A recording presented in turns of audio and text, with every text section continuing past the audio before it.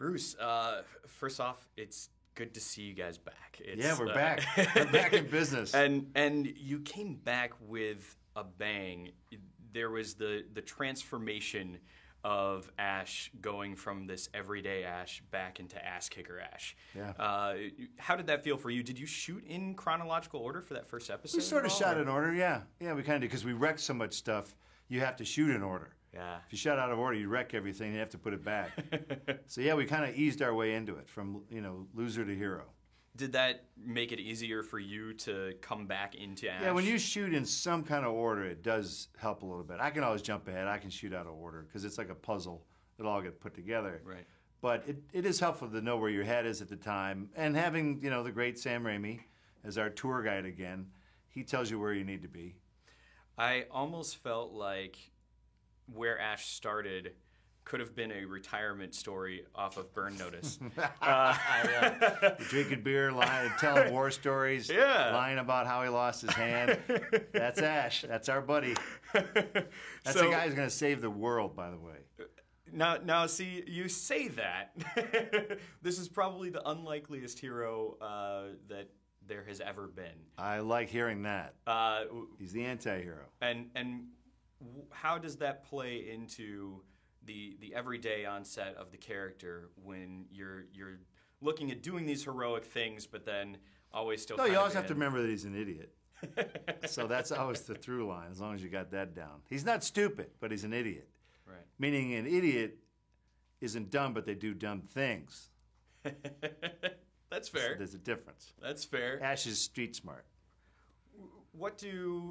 Obviously Ash has mostly been a solo act in his demon fighting career. Yeah, now he has to talk.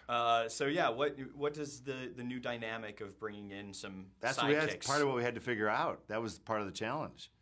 Was what is the interplay? How much do they believe him? And Pablo, played by Ray Santiago, I think he's a believer. Kelly, played by Dana DiLorenzo, she's a little more skeptical. Right. She thinks he's just an old man. He's just an old blowhard loser, and both are right in a way. But Pablo knows that there is something deep down, and he calls Ash on it early on. He knows. Pablo has a better sense of Ash's true destiny, which is to be a hero in this world. And to go on a Joseph Campbell journey to figure out how to stop, this evil from manifesting itself. So he brings out the hero in you, and she brings out the dirty old man in you? Yeah, pretty much. Yeah, that's pretty much it. And that's what I like about the dichotomy. Right.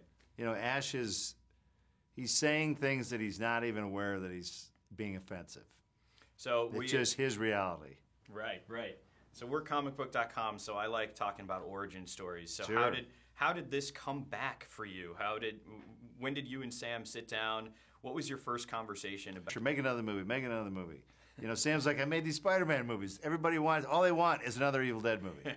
They don't care that this thing made billions of dollars. They don't care. Same with me. I'm Burn Notice. #1 show on cable for years. Yeah. What do they want? Another Evil Dead movie. They don't care about the other things.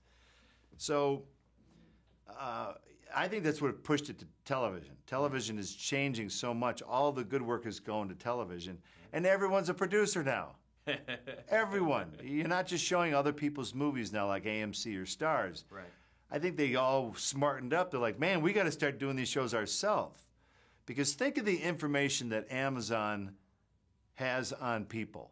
Yeah. Think of the demographics that Netflix can point to you to the most successful rom-com ever rented. They can point to you when you got hooked on a show that you were binge watching. Yeah. They just put out those a couple weeks ago. They know everything. So why wouldn't they make TV shows? They can target it exactly where they need to do it. It's very clever.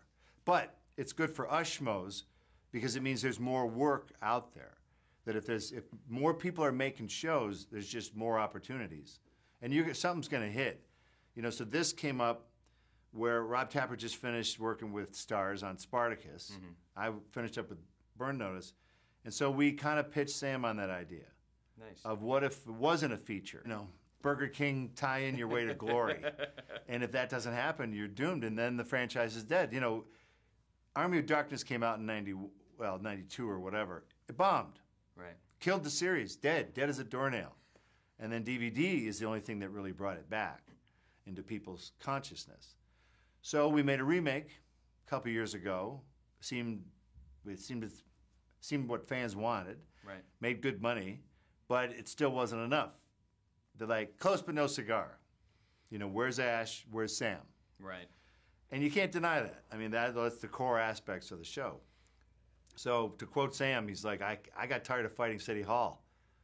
Let's give it to them. Let's give them what they want. And fortunately, the Evil Dead movies have sold pretty well all around the world. The first Evil Dead got started overseas in England.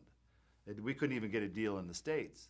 So we've always had international sales over there. So that helped us kind of pitch this too, that it's a TV show that you could not only show in the States, but you could also sell it overseas because, you know.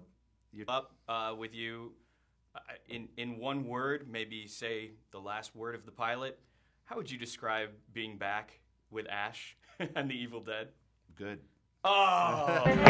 How's about cooking some